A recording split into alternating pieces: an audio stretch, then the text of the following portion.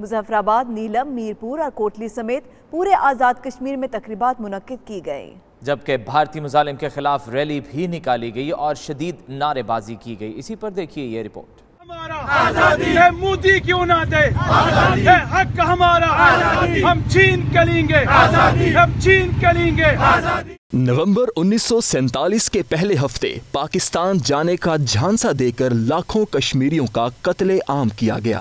مرکزی تقریب Jammu Kashmir liberation cell کے زیر اہتمام مظفر آباد میں منعقد کی گئی، جہاں یوم شہدائے جموں کو زبردست الفاظ میں خراج تحسین پیش کیا گیا۔ اس موقع پر ایوان صحافت سے آزادی چوک تک ریلی بھی نکالی گئی۔ پاکستان کے ساتھ رشتہ کیا، کیا مانگے، بوٹی کیا مانگے۔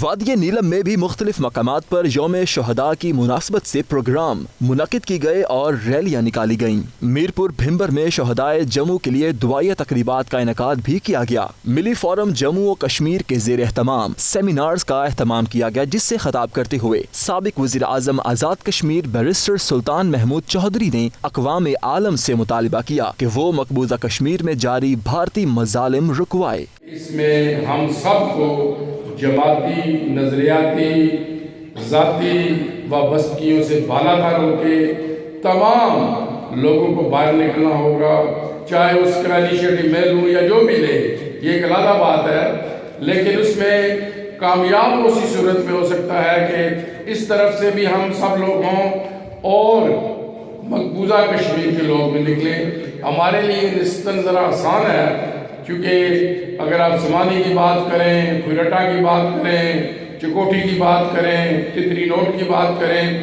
تو وہ ہماری آبادیوں کے ساتھ ہے، ہم وہاں پر آسانی سے جا سکتے ہیں وہ اپنا کراس کرنے کے لیے، لیکن جو مقبوضہ کشمیر میں ہے وہ دور سے لوگوں کو وہاں سے آنا پڑے گا۔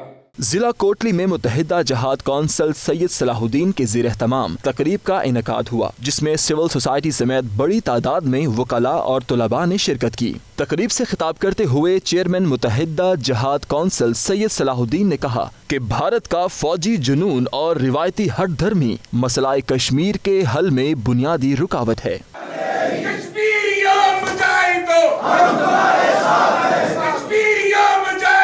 ہم